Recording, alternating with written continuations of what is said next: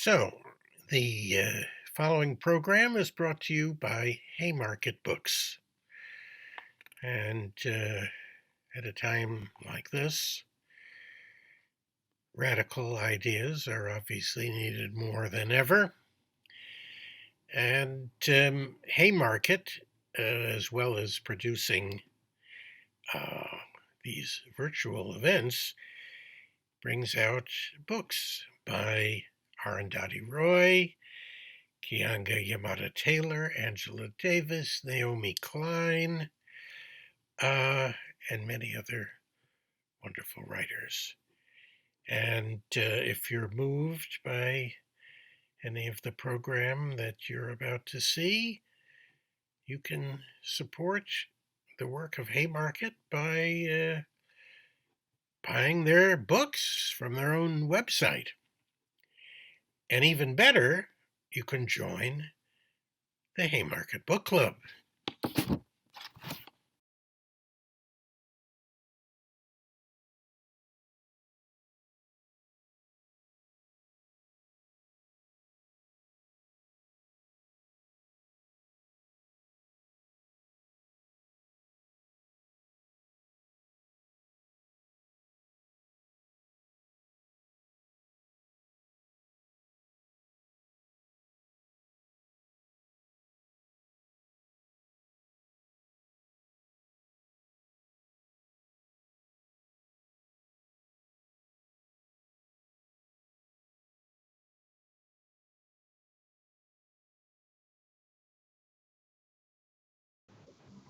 Thanks, everybody, for joining us from around the world.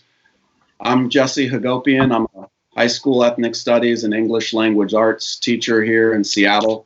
And I'm the editor of the book More Than a Score, The New Uprising Against High Stakes Testing, and the co-editor of the book Teaching for Black Lives. And I'm hosting today's conversation, Say Her Name, Charleena Lyles, Police Murder, and the New Uprising for Black Lives. And before I introduce our speakers, I want to thank the organizers of this teach-in, Haymarket Books. It is critical that we support independent publishers and independent bookstores.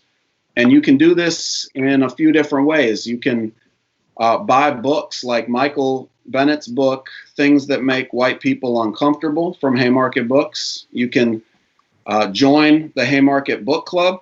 And third, if you're in a position to make a donation, no matter how small, via Venmo, there will be a card on the screen, and it'll explain how to do that. And folks posting that information in the YouTube chat as well. And donations from tonight's event will benefit Charleena Lyles' family and Creative Justice, an arts-based alternative to incarceration for young people in King County, Washington. The video will be recorded and shared afterwards on the Haymarket Books YouTube channel. So please subscribe to the channel, like the video now, and share it with as many people as possible. And I want to let everyone know about two upcoming events in this live stream series. On June 18th, Raising Anti-Racist Kids with Ibram X. Kendi and Derica Purnell. And then on June 23rd, Bettina Love, Goldie Muhammad, Dana Simmons, and Brian Jones will discuss abolitionist teaching and the future of our schools. You can register for both of these upcoming events on Eventbrite. And just a few housekeeping items. We're moderating the live chat, but we can't guarantee that everybody is going to observe the community guidelines. So people who violate these guidelines will just have their comments deleted as quickly as folks are able. And with so many people joining this call, we may need your patience if we have any technical issues. If your stream gets choppy or it slows down, it might help to reduce your image quality. Folks will give instructions on how to do that in the chat. If your YouTube feed is interrupted for any reason, you may need to navigate back to the YouTube Haymarket Books page. The feed should resume there in case of any interruption. We should have some time for question and answer. So post your questions in the YouTube chat window, and we'll get to those later in the program. And so now it's my pleasure to introduce our program and our speakers with you all today. And I think that the mass uprising in the wake of the police murder of George Floyd, and this uprising that swept the nation and really around the world has created bold new possibilities for the Black Lives Matter movement. And really bold initiatives are being taken around the country to defund, disarm, dismantle policing, to make huge transformations of our society. But as the African American Policy Forum raised by launching the hashtag Say Her Name, much of the focus of police violence has been given to the killing of Black men, and Black women and transgender people have not really received the same attention. And the recent murder of Breonna Taylor, the 26-year-old African American emergency medical technician, she was fatally shot in Louisville Metro Police Department. Right, that brought more attention, but still, I think that there's a huge discrepancy. And another name that I hope everybody knows is Charleena Lyles, because on June 18th, 2017, 2 Seattle police officers entered the apartment of Charleena Lyles, and the police had been called by Charleena herself. She believed someone was breaking into her home. And within minutes of those officers entering her own apartment, the officers shot her down in a hail of 7 bullets, with at least 3 of them in the back. And the officers alleged they had to use lethal force because Charleena had a little paring knife. And she was pregnant at the time, and she was killed in front of 3 of her 4 children. So we need to make a transformation of society. And with me today are some of my dearest friends and comrades in the struggle to talk about winning justice for Charleena and her family, and how her story connects to this new uprising for Black lives that we're seeing in the streets today. We have with us Katrina Johnson, who works for the Public Defenders Association as a project manager, diverting people out of the criminal legal system into community-based resources instead of jail and prosecution. And Katrina became a social justice activist and advocate and spokesperson for her family after Charleena Lyles was murdered. Katrina's the cousin of Charleena. And Katrina works with other families who have lost loved ones to the lethal force of police. Also with us today is Nikkita Oliver, a Seattle-based creative community organizer, abolitionist, educator, and attorney. Nikkita is the co-executive director of Creative Justice, the arts-based alternative to incarceration and healing engaged youth-led community-based program. She's also known around these parts as the People's Mayor. Michael Bennett is a 3-time Pro Bowler with us here today, Pro Bowl MVP, Super Bowl champion. He's gained international recognition for his public support for the Black Lives Matter movement, but not just that, his support for women's rights movements and other social justice issues. And he's the author of the book, Things That Make White People Uncomfortable with Dave Zirin. So welcome, everybody. I appreciate you all being here today. I'm excited for this conversation for sure. And I wanted to start off by just saying, I think the last time we were all together was that summer right after Charleena was killed, when Michael helped us organize a rally in Judkins Park here in Seattle. I think we were all there, if I'm not mistaken, and came together or maybe at one of the anniversary events of her death as well. I think we were all together as well. And I feel like a lot has changed since we were all together, but a lot has stayed the same as well. Like, you know, what stayed the same is our schools are still underfunded. People are still homeless in our communities. The police are still killing us in the streets. But wow, what an incredible uprising that's occurring right now. What a difference, what a different moment we're in with every day a new mass march going by my house. There's a new widespread discussion about major reforms or abolition of the police. And here in Seattle, we have the Chaz or the CHOP area. We're passing resolutions to get police out of schools. Nikkita and I were at a children's march this weekend where the youth led thousands of people in the streets and issued their demands to the city. That was a powerful moment. But I wanted to start with Katrina and just ask you, as we approach the 3rd anniversary of your cousin's death, of Charleena's murder on Thursday, June 18th, I just wanted to begin by asking you how you're doing and how her kids are doing. Hey, Jesse, glad to be here. I'm doing. I mean, that's about as good as it gets right now. Trying to plan the vigil for my cousin, and in light of all the things that have been going on all across the nation, it's hard to just keep going sometimes, but you know you have to.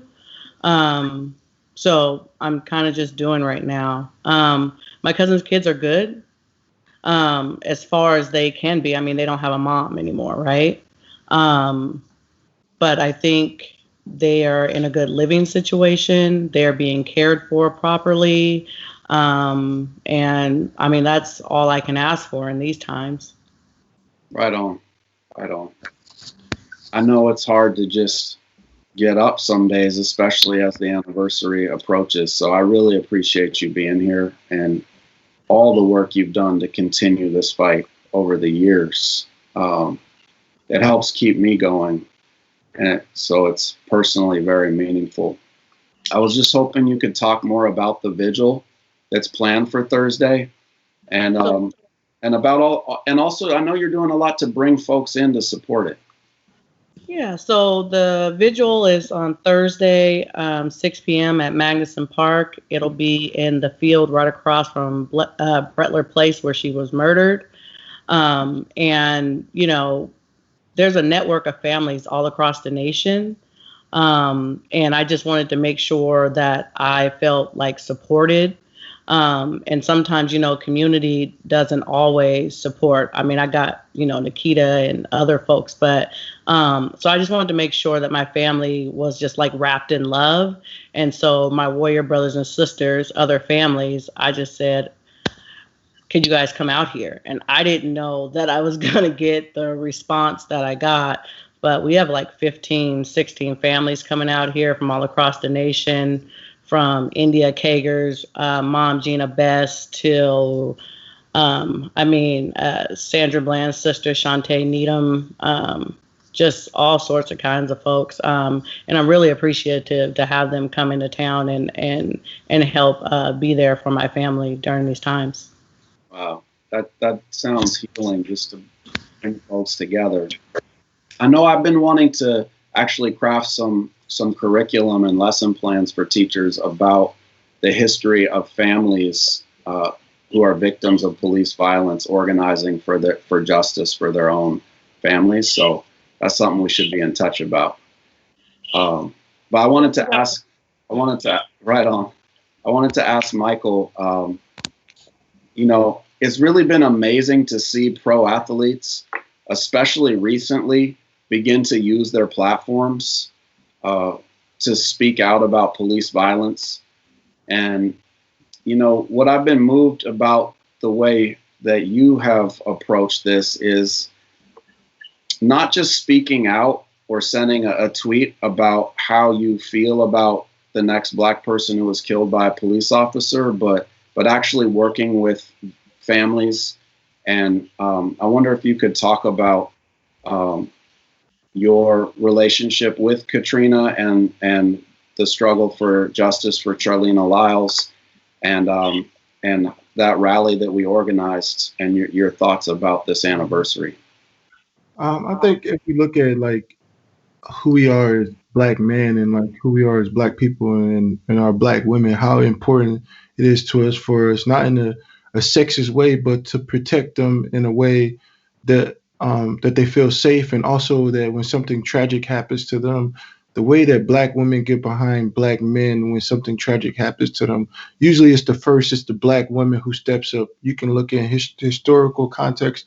You can look now. If you look at most things that are happening on TV, it's really Black women who are standing up on the fist and standing up on the ground, not only risking their lives, but also they're risking their motherhood. They have kids, they're taking care of their families, and they're still doing what they need to do to continuously make steps into progression for our people and our culture and the safety of their children.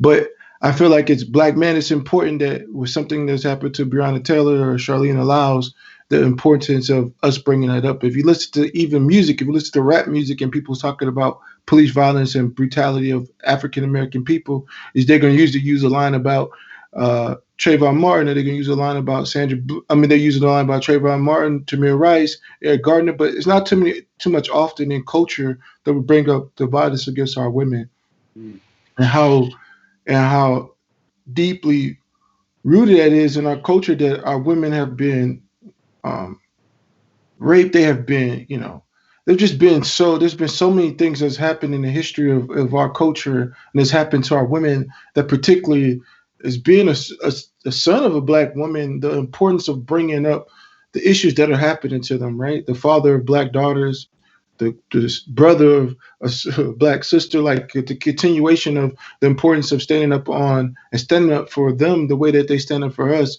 If you look at the situation, I believe it was in Dallas, and the police pulled out in front of this man, and they had a gun, and they was about to shoot him in his front yard, but it was his grandmother walking on her cane that had the power of God, but also had the power of her being a woman. At that moment, she had her motherly things, and she was risking everything to see the safety of her child.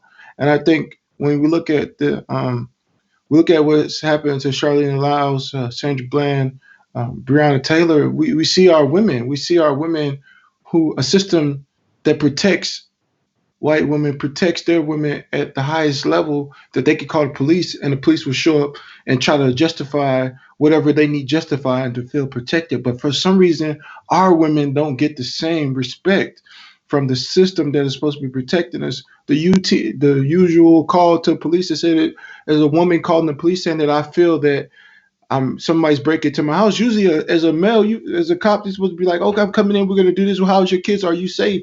But as a Black woman, we're still seen as a threat to the fabric of society. Why? Because the Black mother is the womb to the birth of more Black children. So I feel like there's a system that is trying to suppress our women in a way, because without the woman, there is no birth of us, right? And I feel like that's how important it is for us, because a woman is so important, not only because they started the world. The world goes through them. The womb of the world comes to them. Jesus was born by a woman, so it's important. Jesus could have been born any type of way, but he was born through a woman's womb, and it's the importance of protecting that, and them protecting us in the way that they have.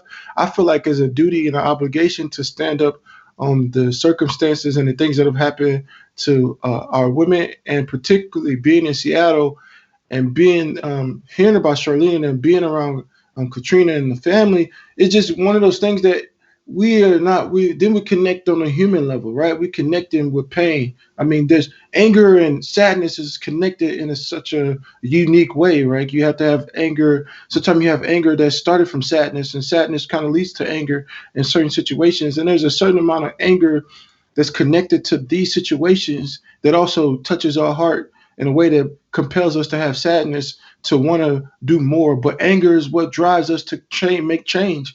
And I think through these situations is why there's so much uproar in America right now, because at what moment does our sadness fall on empty ears? Where at what moment do we have to be angry? And I feel like right now we're tired of living in a world where our kids aren't protected, where our women isn't protected, where our school system isn't protected, where everything in our society that's supposed to be protected and is given to us by God is seen to be controlled and oppressed by a certain person or a certain people or a certain system that's becoming so unconscious to our needs and so unconscious to the development of our children and our culture, that sometimes it just seems overwhelming, and for me, I'm connected to that from a human level. And I think as an athlete, we are taking ourselves out of the situation of, I feel like in the Black community there's so many titles that's trying to divide us from being united as one, right?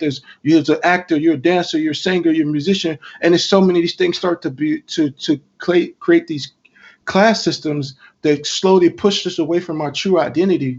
And my true identity, yeah, I am an athlete, yeah, I'm a musician, yeah, I'm this, but the core of all of it, the makeup of me is Black. I'm an African American man. My sister's an African American woman. Everybody around me. So at the same time, there's no disconnect. And I think these systems are slowly trying to disconnect us from our platforms and disconnect us from our voices. So once we become silent and to the masses, if they could suppress people who have it all, then it'll be so much easier to suppress people who don't even have a voice. Right on. Thank you so much, Michael. I just was thinking also, I just saw that video you were referencing of that great grandmother who stands in front of the cop and defends her grandson. And I feel like that image right there for me, maybe more than anything, like really helped me understand why people have had enough and why this movement is erupting into the streets, because there's been thousands and millions of those events across this country. And I wanted to ask Nikkita about this uprising we're experiencing right now. It's been described by the Washington Post as the broadest movement in U.S. history. That it says, they wrote, people have held protests in all 50 states, including Washington, D.C., including hundreds of smaller, lesser-known towns and cities that have not been in the spotlight in previous national protests. So I'm hoping you can help us understand why this moment now. What are the factors that are driving this? I mean, obviously, the horrific video of George Floyd was a detonator, but I think, there's more to it. And also, what are the demands that people are talking about in the movement, and where do we need to go towards developing these demands? Yeah, thanks, Jesse. And so I want to first start by acknowledging that it's Pride Month and acknowledging that Stonewall was a riot that was addressing police brutality. It was led by Black and Latinx trans women. And I think in that notion, also want to call to the forefront, Rhea Milton, Dominique Fells, Tony McDade, all people who have either lost their lives in the last week fighting police brutality or have been murdered by police. And those are Black trans people. And so appreciate the centering and acknowledgement that often those murders, those deaths do not get the same amplification. And so if we're going to really get justice, we have to center those folks in our work. I think that we are at a really dynamic moment, not much different than the 1968 Poor People's Movement, when we saw the fight for economic justice intersect with the fight for racial justice. COVID has exacerbated the pre-existing conditions of injustice that we already knew existed, and has exacerbated the pre-existing condition of economic inequality. And so we're seeing lots of communities, not just the Black community, but lots of communities suffering under the thumb of racialized capitalism. And the gruesome murder of George Floyd, an officer who for 9 minutes placed his knee on Mr. Floyd's neck while he cried out for his mother, knowing he was being filmed, while other officers stood around and watched and did nothing to intervene. I think sparked something that was already lying beneath the surface as we see the economic justice movement meet the racial justice movement. We are seeing a lot of people converging in the streets, and it has created a movement that I don't think, in terms of like the Black Lives Matter uprising as a part of the Black liberation movement, that we have not seen. I was in the streets in 2013, 2014, 2015, 2016, and I think our largest march was maybe 1,200 people in Seattle. We're seeing marches as big as 60,000 right now. And it's because I think many people are becoming awake to not just police brutality, but the overall oppressive system and injustice that really does affect many of our lives and permeate so many of the systems we have to interact with, from education to social services to housing. And so people are feeling moved into the streets as a part of this movement. And so what has been beauty from ashes, and quite literally in Minneapolis, where they are now talking about disbanding their police force, the only city that I know of that actually burnt down a police precinct, they are having the discussion of actually dismantling the police, an acknowledgement that policing in the United States is inherently racist and inherently white supremacist. We're seeing national demands and local demands of defund the police, invest in community-based public health and public safety, and in many places, free the protesters. An acknowledgement that just because, people loot or they break windows or set fires, that's no reason for us to be in jail when we are fighting against a system that has historically and presently perpetrated violence, looting, setting fires, breaking windows upon Black peoples, brown peoples, Native peoples for an incredibly long time. And so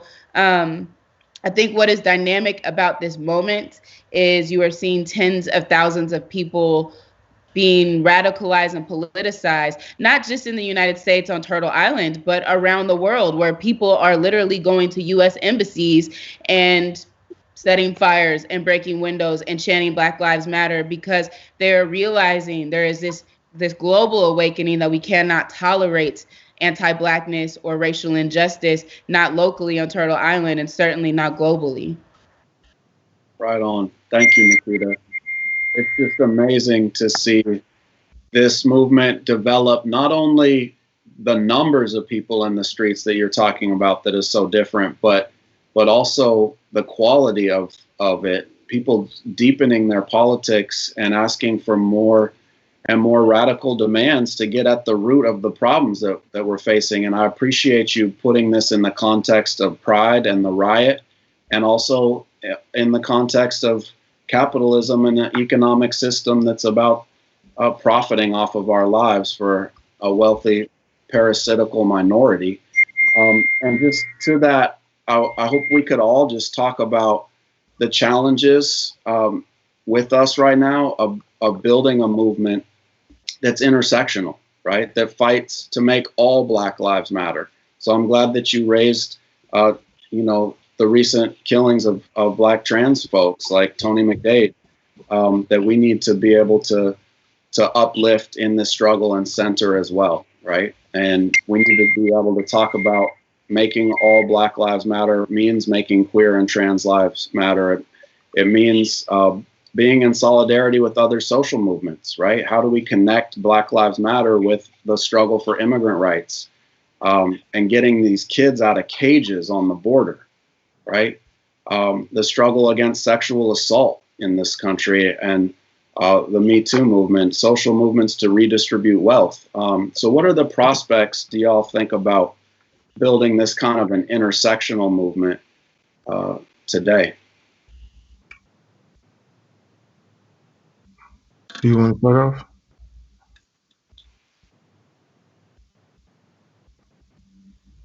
Nikkita, I don't know if you want to. That's a really complicated question. That's like so multifaceted, because there's like so many different. I don't know. I feel like there's so many different avenues. I still think it's trying to get. I think everything is kind of attached together in a certain way, and I think now that we are able to, like Nikkita said, go from 1,200 to 600,000. I mean to 60,000, and we're looking at all across the world. I think the Black Lives Matter movement is like it's it's it's a it's a personification of how everybody's feeling around the world, because I think it goes back to what Nikkita is saying about the war on poverty, right? Because then you look at it, this we're living in this capitalistic um, country and in the world, and when we live in a capitalistic mindset, it's like every luxury we get, and there's a suffering for somebody else. And I think we're starting to realize the circle that we've been pulling on for a long time. Like, we pull in the iPhone, we love the iPhone, but then when we look back at what the person who's holding on to the iPhone behind is a migrant worker, somebody who suffered from something. And I think now we're starting to really put the pieces together. And I think as we slowly start to unravel the system that we see that is that's been kind of oppressing us, and see how we can keep moving forward, I think the connections are starting to really come together slowly but for sure. Yeah, no doubt. Yeah, I mean, I consider myself a student of history, and when I look at the Poor People's Movement and what was happening in 1968, you saw many civil rights leaders like MLK, but also Malcolm X, folks from Black Panther Party as we moved into the 1970s, speaking out against the war machine, speaking out against capitalism, speaking about racial injustice. And it was the intersection of these movements that brought so many people to the table to feel motivated, to feel like they had a part in toppling the oppressive system. I think of where we're at right now, as an abolitionist, what is our vision for the future? We have to dismantle, obviously, the oppressive system, but we have to be actively building the system we want. And that's not just about stopping police brutality. This is where I struggle sometimes with some of the demands I hear come out. Obviously, we want to see police held accountable. And the only way we know how to hold police accountable right now is prosecution. That's not restorative, though. As a practitioner of restorative justice and transformative justice, that does not actually heal the hurt. It also does not stop the harm. So, abolition requires us to have a vision for the future. And that's not just about moving beyond police. That's not just about moving beyond prisons. It's about all the factors that have contributed to a pipeline that move people into spaces where they are forced to have encounters with an oppressive police force and the criminal punishment system, which requires us to think about wealth redistribution, housing affordability, health care for all, healthy food, access to education and employment. And so, for me, the Black Lives Matter movement right now is calling out issues around police brutality. But when we talk about defunding the police, the next question is, what are we investing in that actually creates public health and public safety for all? I mean, we've been investing in a system of public health and public safety, but only for white and wealthy folks, only for people who own property, only for folks who are invested and comfortable within this racialized capitalist system.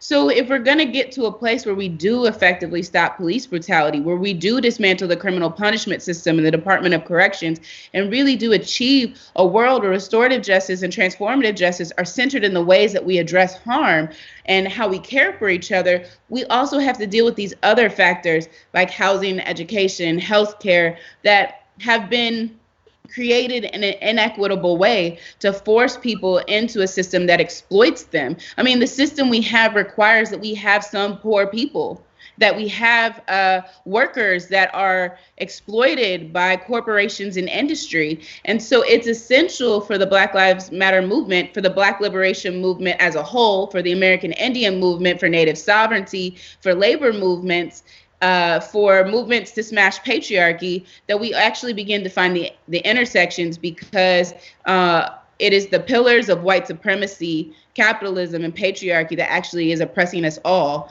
and creating a world where we have marginalized and disenfranchised communities that then you use an oppressive force like the police to control, right? To keep in a particular place.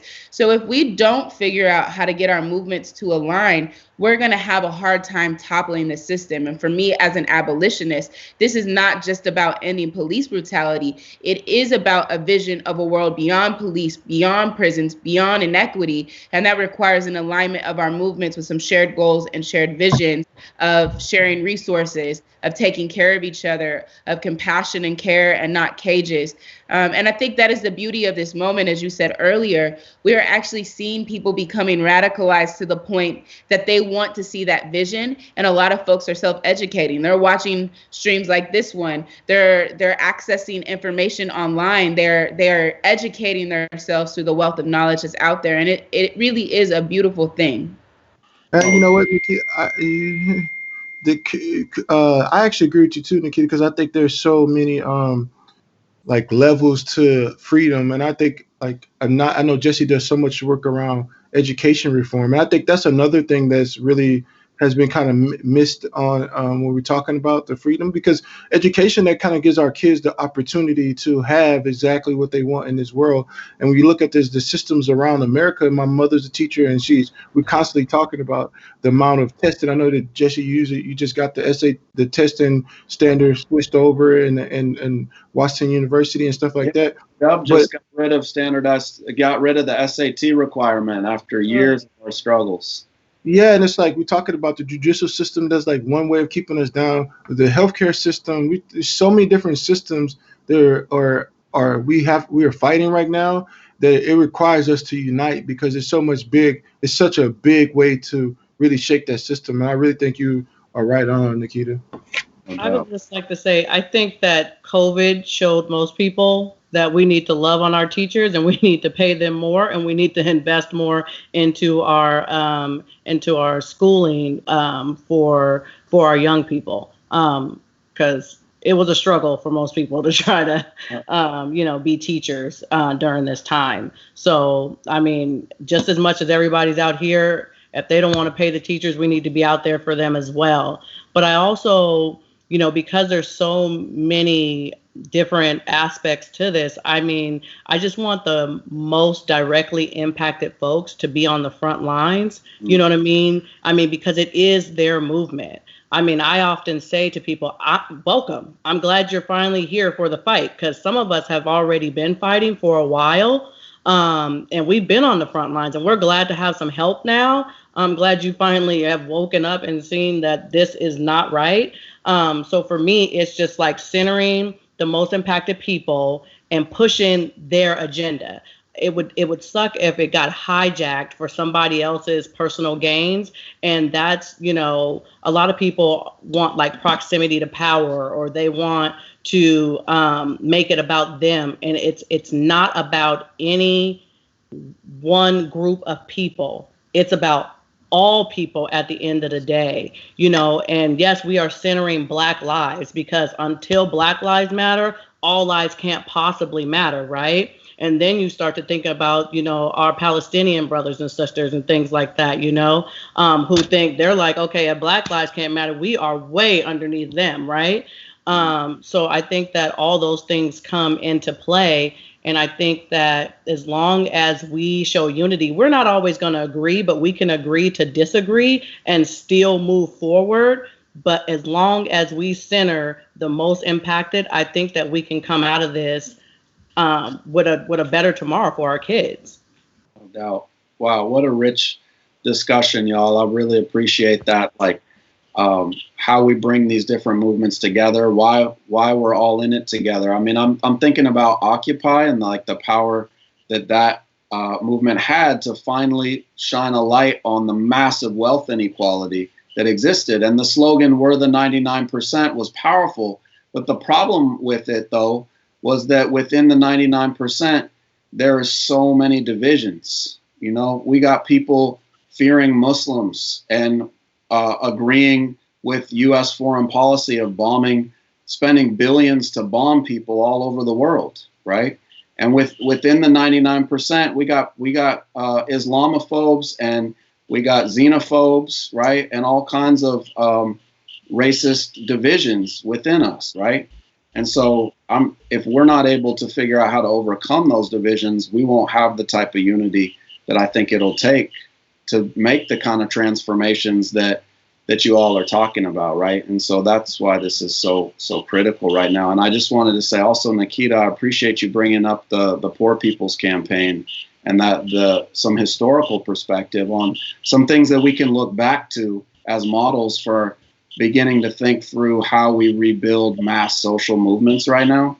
Because one of the things I'm focused on is also getting unions involved, right? And Martin Luther King went down to Memphis. His last struggle before he was assassinated was bringing the Poor People's Campaign to support the Black sanitation workers who were on strike down there, right? And it was about seeing how do we bring the movement that's in the streets against racism together with the power of organized labor, right? So we can shut down sectors of the economy. Imagine if when George Floyd was killed, like there was a mass general strikes around the country. Now they're really worried about the direction. And so I think we could bring together those movements is another part. And you know what's crazy in bringing that up, you know, in New Orleans, you said some things have changed and a lot hasn't changed. In New Orleans, you actually have sanitation workers fighting for the exact same things at this moment in history as they were fighting for in 1968 in Memphis, right? And to see the quote unquote I Am a Man campaign need to be brought back well over 50 years later should force us to ask some questions. I think another element that we have to grapple with, especially when we think about Occupy or WTO, is many movements that have come before have failed to address anti-Blackness and anti-indigeneity within those movements, you know, an unwillingness to grapple with the fact that Native peoples were here first. And we have failed to follow the ways to treat the earth, which is why we're dealing with so many of the issues that we're dealing with, and to understand that anti-Blackness in any movement is going to prevent our ability to actually move towards liberation. Because, you know, we say Black Lives Matter because so as long as Black folks are not free, nobody's really going to be able to be free, because the system we live in is literally built upon denying Indigenous people their right to the land and denying Black folks our right to our bodies and our labor. So unless we dismantle those things in any movement that we have, that movement's going to collapse underneath racialized capitalism, white supremacy, and patriarchy. And it's going to lend itself to things like xenophobia, Islamophobia, you know, all the things that you brought up. And so when we think about the work we're doing right now, this is why history is so important. It's not just about knowing what worked in history. It's also understanding the places in which our elders might have missed some parts of the analysis, and why we're still struggling to dismantle some of these systems. And we're seeing sanitation workers in New Orleans fighting the same fight that they were in Memphis in 1968. That's right. Thank you. I wanted to also ask Katrina about the work that she's doing, because I know you're traveling around the country and helping to organize with mothers of the movement and other families that have been impacted by police violence. Can you talk about that work and other Black women that you've worked with in this struggle and the importance of the Say Her Name campaign? And if there's other women who've been killed by police that we should uplift their names and their family? There's so many women that have been killed by police. Even more recent, Tatiana Jefferson, Rakia Boyd, Chantel Davis. I mean, you know, it's endless, right? They just aren't as high profile for some reason as, you know, our Black men. For me, what I do is, it's me and a group of folks. We're Families United for Justice, through Forced Trajectory Project. We just go around supporting families on the ground, because when these things happen and it's not a high profile case, families don't really know what to do. And, you know, you have like the people that want to prey upon families in their time of pain, and they want to pimp their pain, so to speak. We want to try to touch them and just offer our love and support to them and help them, you know, build their toolkit so that they can fight this legal system to try to get, you know, justice for their loved one. And that's what we do. And we just recently went to Las Vegas and uplifted the Las Vegas families who are fighting for justice at the hands of Las Vegas Police Department, who have killed numerous folks. You know, even Mike had a run-in with them. And so that's what I do all over the nation, and just speaking, you know, power and truth to people, and just, loving on people, right? When you become part of this family that nobody wants to be in, sometimes it feels good to be around family, because if I decide I want to cry, they're not going to ask me why. They already know why, right? And you just carry this load, and you only feel safe releasing it around people that care about your tears, right? And other people, they just want to exploit that. And I think that that's the comfort of being with families. And that's why they're coming to Seattle to support us. And I just think it's great that we're able to do that. And I wouldn't have been able to do that without Mike and our friendship. And I just like to say, like, when I first met him, and I'm a big football fan. When I first met him, am I okay? Yeah, you're talking about Michael Bennett. Yeah, right? when I first met him, I didn't see Michael Bennett, the professional football player. It was just a Black man that was in pain, just like I was in pain, and just loving on my family. And through that, developed a friendship.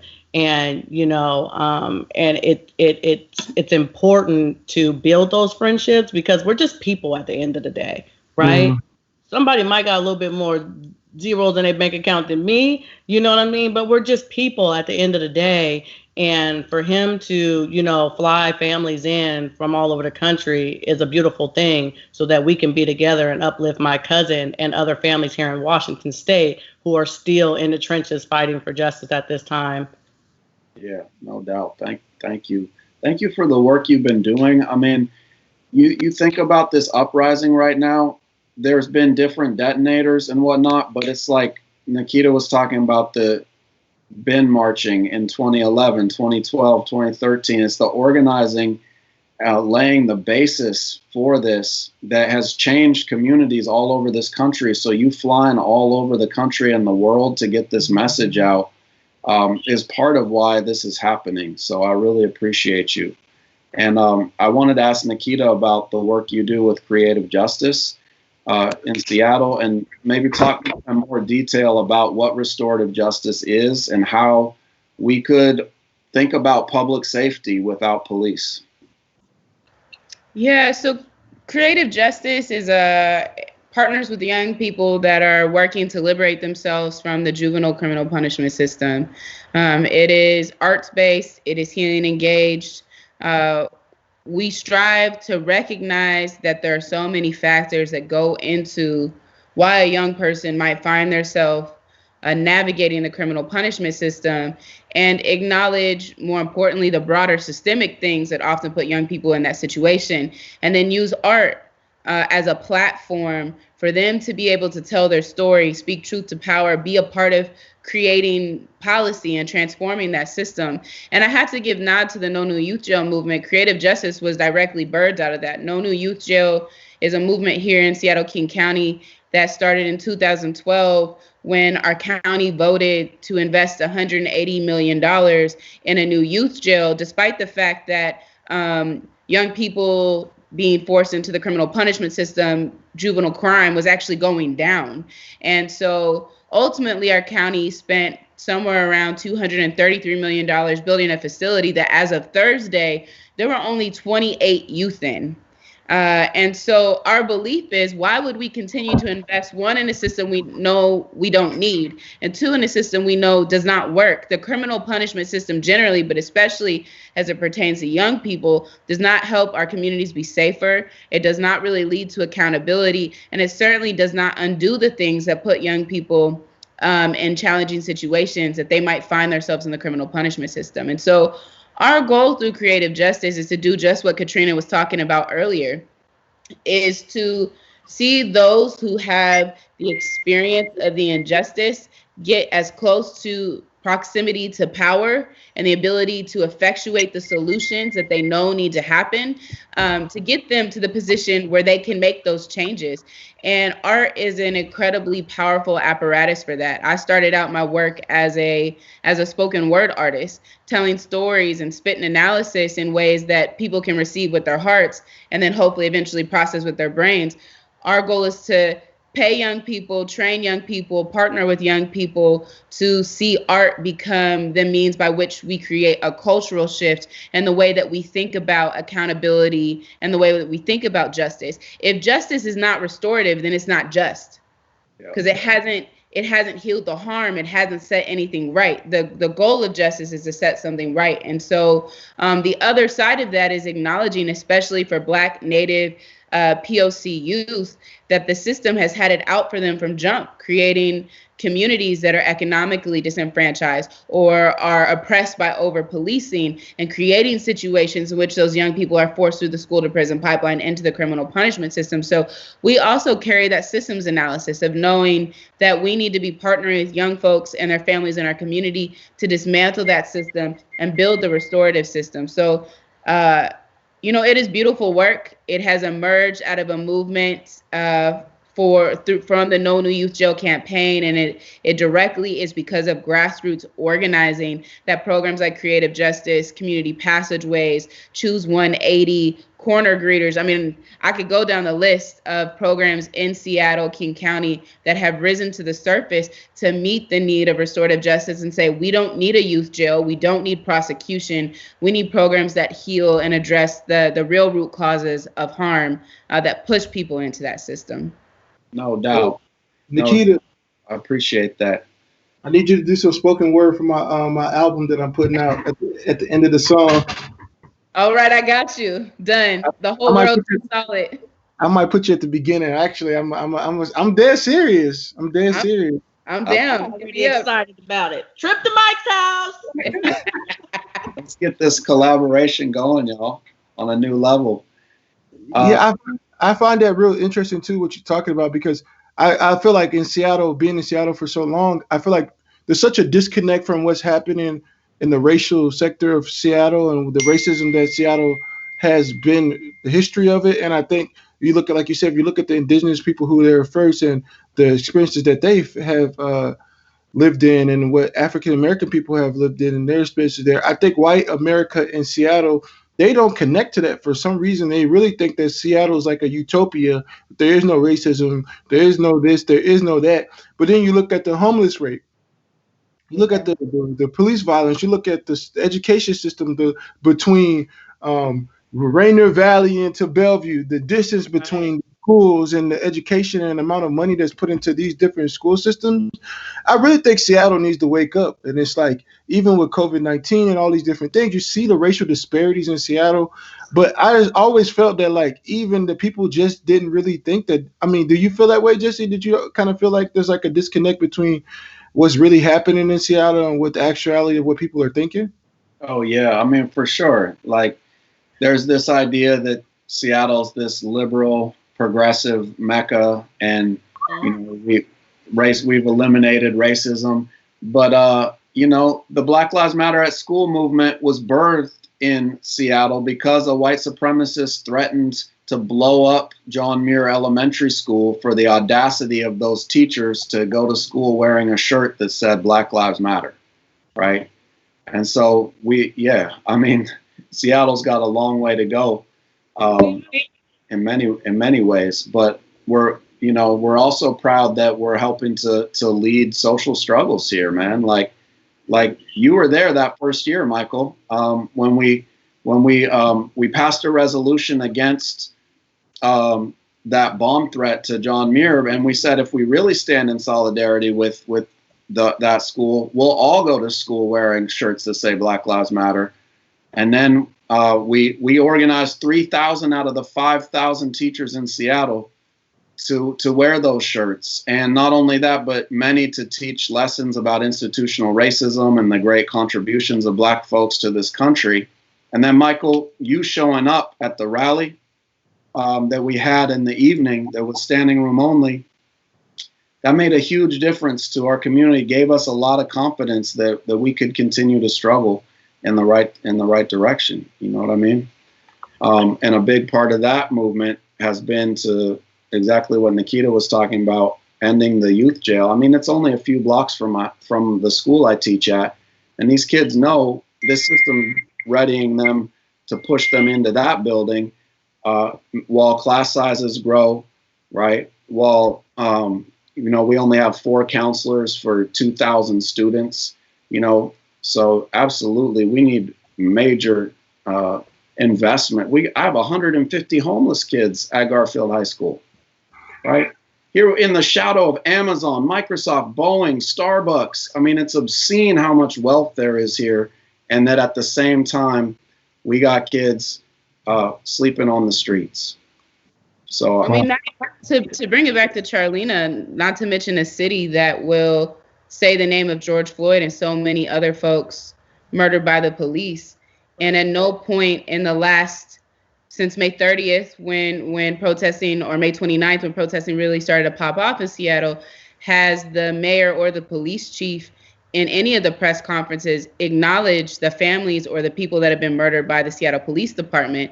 And in fact has said in her most recent press conferences, she's not going to defund the police. So when people call Seattle this progressive bastion, I find it actually offensive, like as a Black organizer who has to struggle with other Black organizers to even get to the table, and then go places nationally, and people are like, oh, Seattle's so progressive, while there's 14,000 people sleeping outside, while our mayor thwarts a big business tax, while one of the businesses making the most money during this global pandemic is housed here.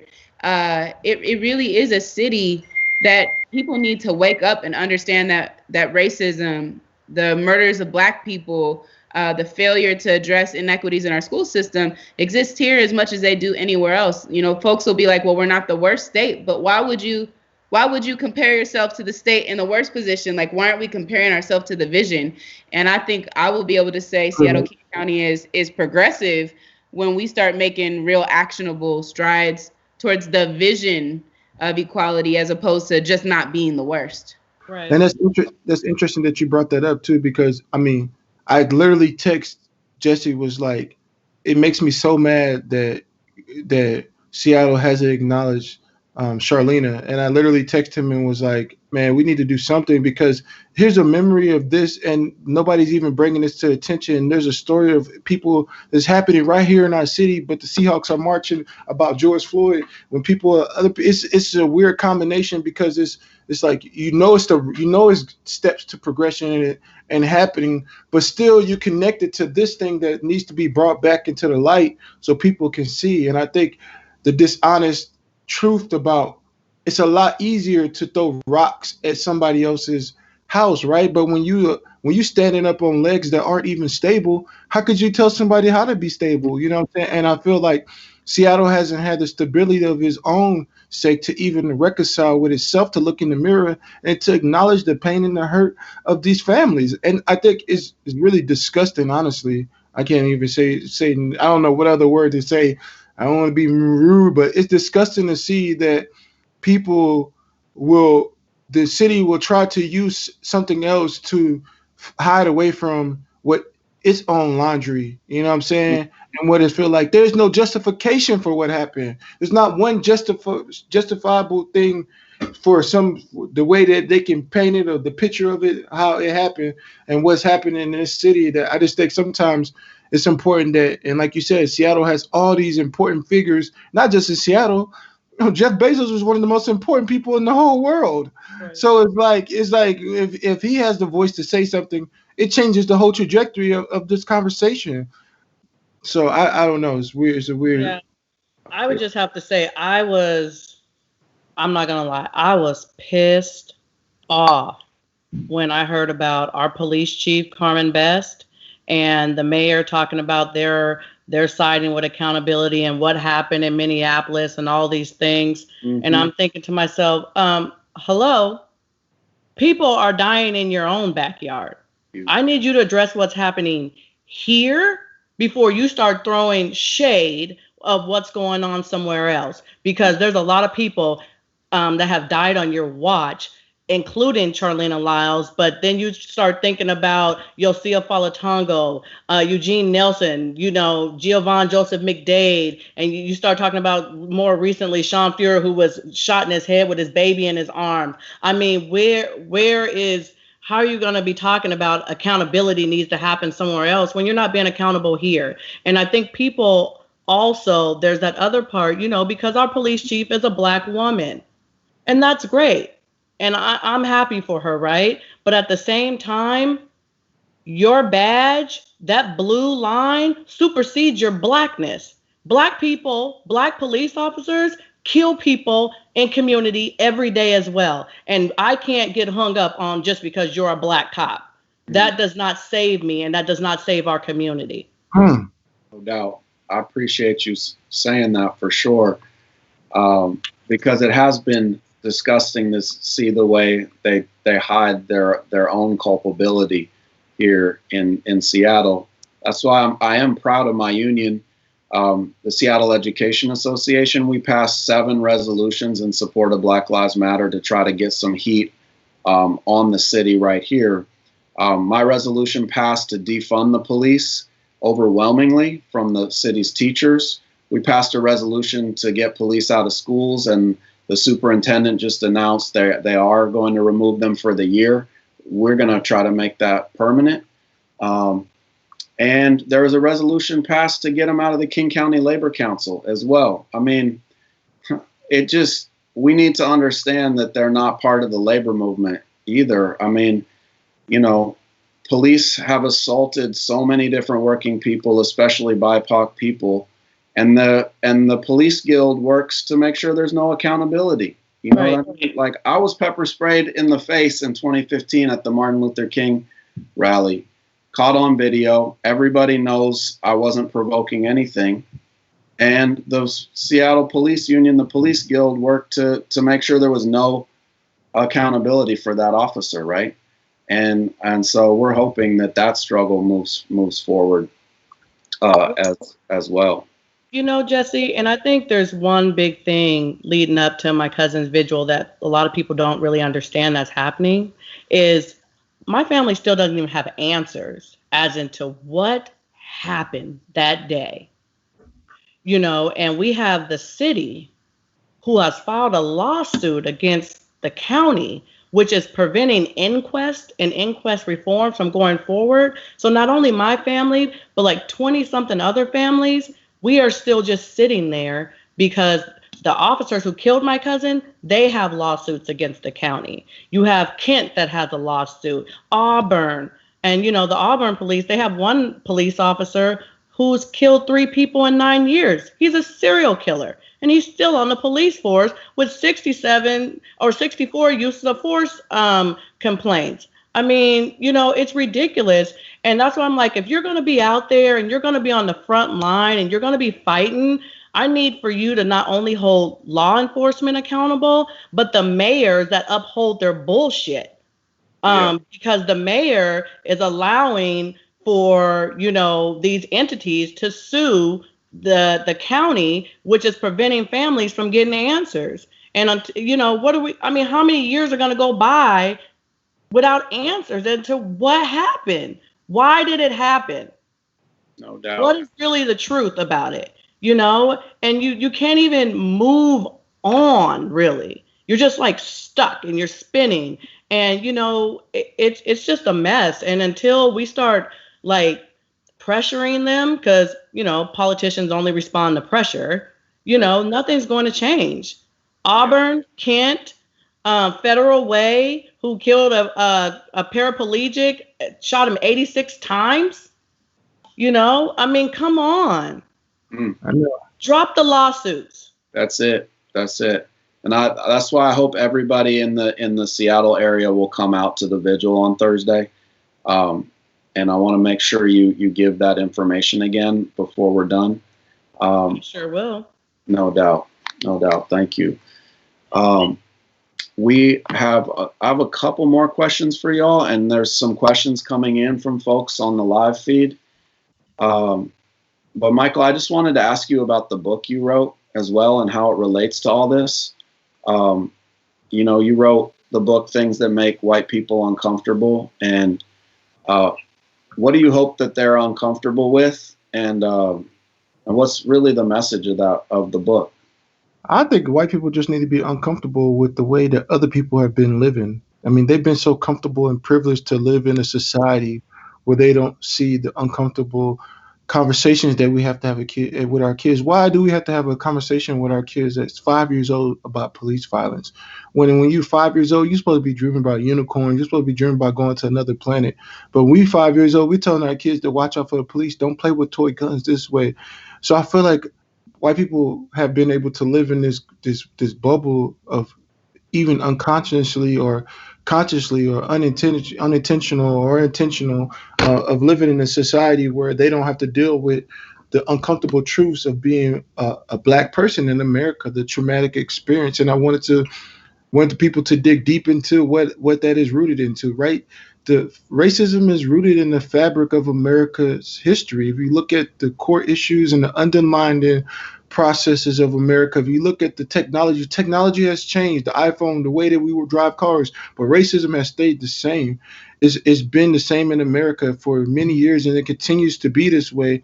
And it's our job, and it's their job and duty and obligation to acknowledge what's happening. I think a lot of times white people don't want to look at the historical context of what people are saying. I mean, we quote Martin Luther King, but then we realize that Martin Luther King was killed because he was standing up for civil rights.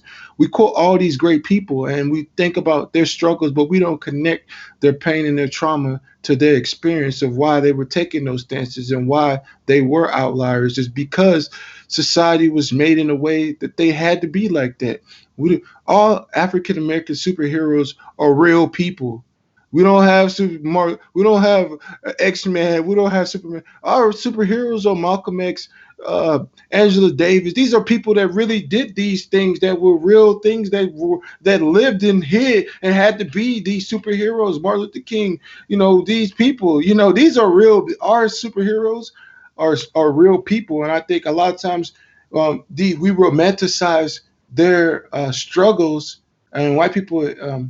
For sure romanticize their experiences and their and what they went through is to progression into society. And I think this book is to reminder, yeah, those people took those risks and we're still taking risks, but there has been the steps to progression are like a baby's foot, not really, but like an undeveloped fetus. The steps are not even really real feet yet. We're still nudging towards survival, nudging towards equality, nudging towards the safety and of our kids and our people. And I think this book was just a personification of me and the history of what's happened in America. Like growing up in Texas and seeing the racial lines as a child and knowing that your race and your skin is as a defining factor to the levels of success that you can have in most genres in America.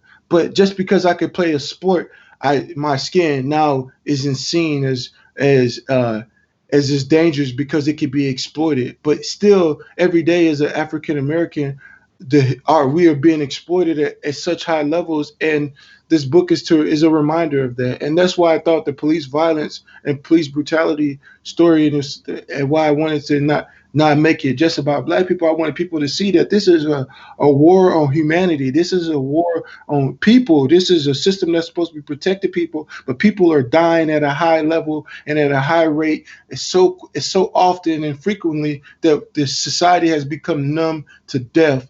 And it's becoming to a way that we see this so often that we just constantly just move forward. We look at Instagram and we scroll and we see death and just knowing that's a normal to our kids to have to experience that. And it's becoming to a way that in this book, I wanted to remind them that these are the steps that I've taken, and the amount of risk that it takes for people to stand up. It's like, why should the risk to stand up for people is becoming so traumatic that we have to protect the people who are standing up, because not only are they standing up for us, but then they're also standing up and they're dealing with their own trauma of just being a human being and have to manage and balance their own life while trying to balance the totality of what's happening to people who don't have a voice in America. Yeah, no doubt. What I appreciate, Michael, is that you didn't just write a book to talk about how you feel, but you joined Athletes for Impact and are also organizing with other pro athletes around some campaigns. We're running short on time, but I'm wondering if you could just say like what Athletes for Impact is and maybe one thing that you're doing.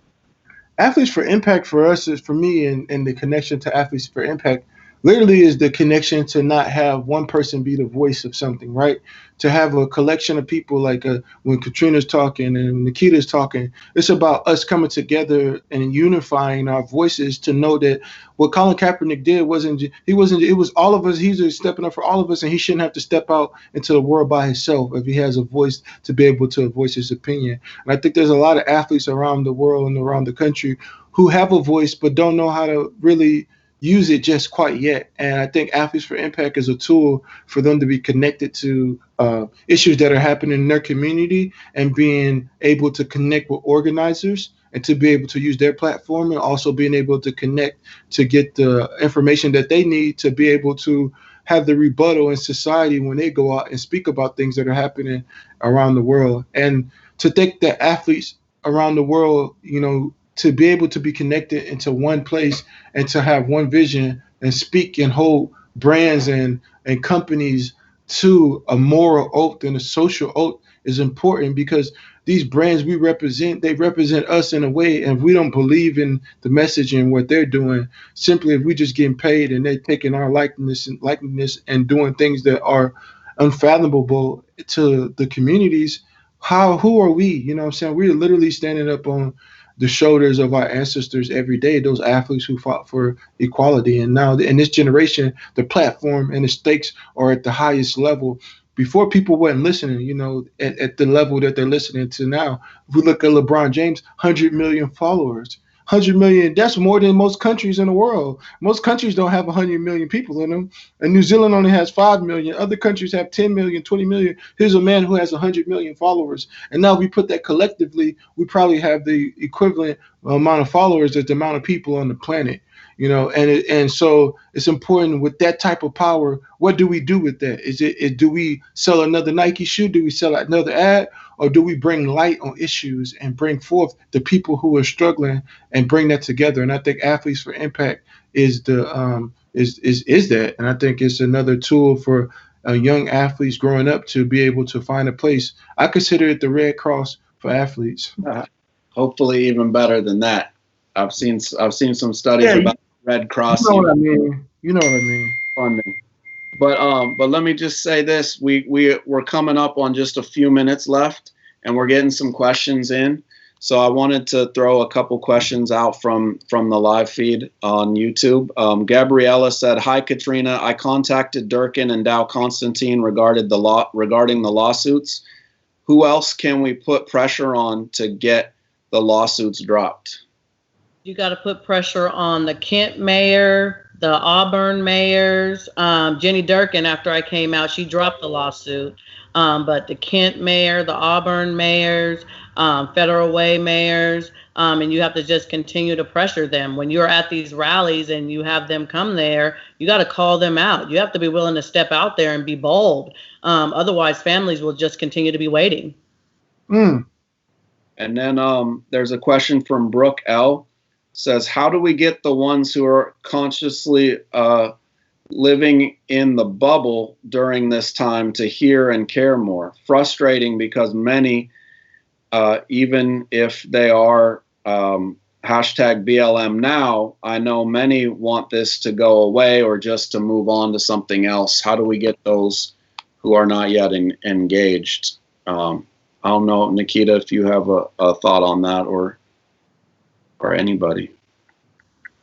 Yeah, I mean, when it comes to people in power, I think there's two options. One, if they don't want to get engaged, keep the pressure on them. I mean, I don't need them to agree. I just need them to have the political will, or at least to feel enough that they want to get us off their back, right?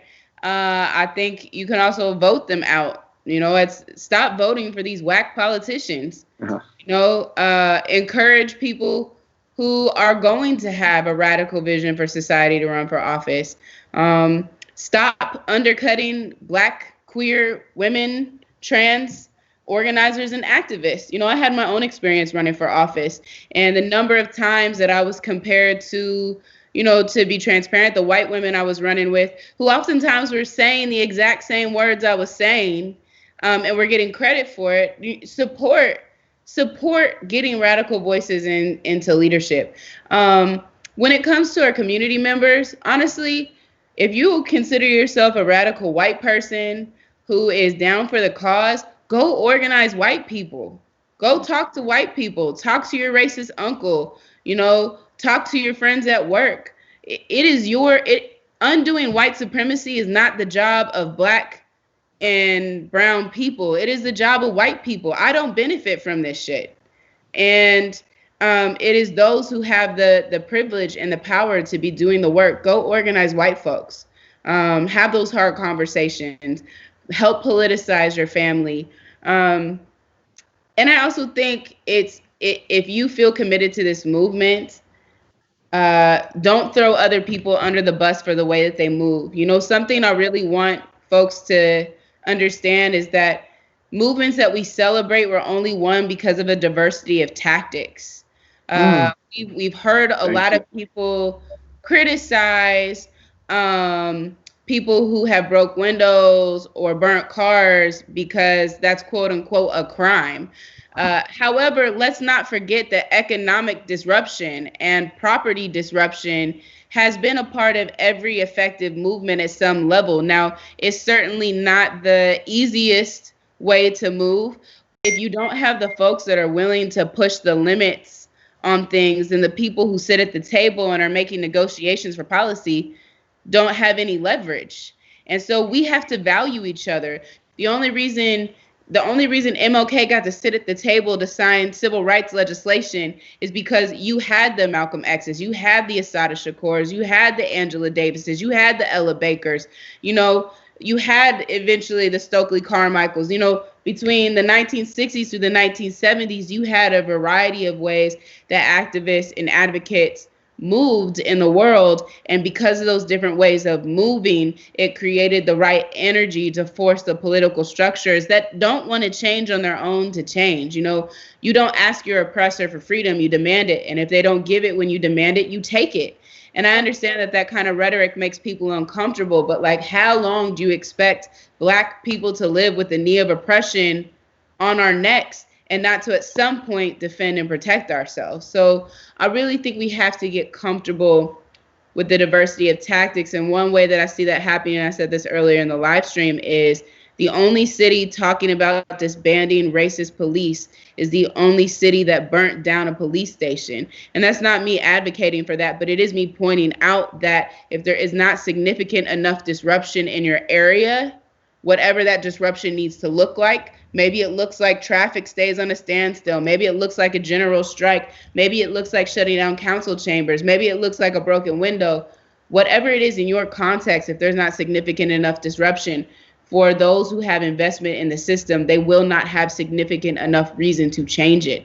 And so we need that diversity of tactics. We need to protect and care for each other. We need to not throw each other under the bus. And I think the last thing I'll say is we need to align with the goals. No matter how you choose to move, no matter how your positionality allows you to move, do not undercut the mission, which is to eventually, in my opinion, defunding the police is just a step towards dismantling a racist institution. So don't undercut the mission. You may not believe the mission can happen right now, but if you undercut it right now, it'll never happen. So let's be committed to a shared vision and values in whatever way we can move from our area of positionality.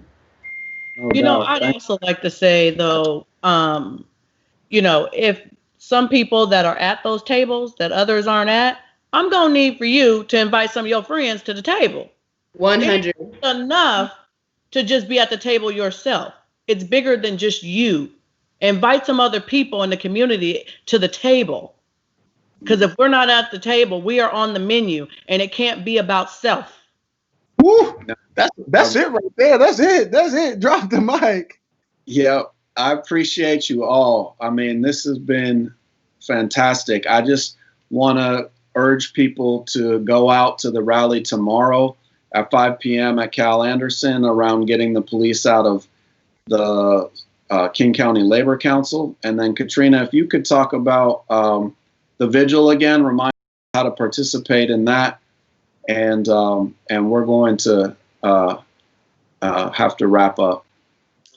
All right. So the vigil is Thursday at Magnuson Park, 6 p.m. We'll have a great program out there. There'll be families from all over the nation out there, just to uplift Charlena's name, life, and legacy, and also the lives of other folks in Washington State who have lost their loved ones to police violence.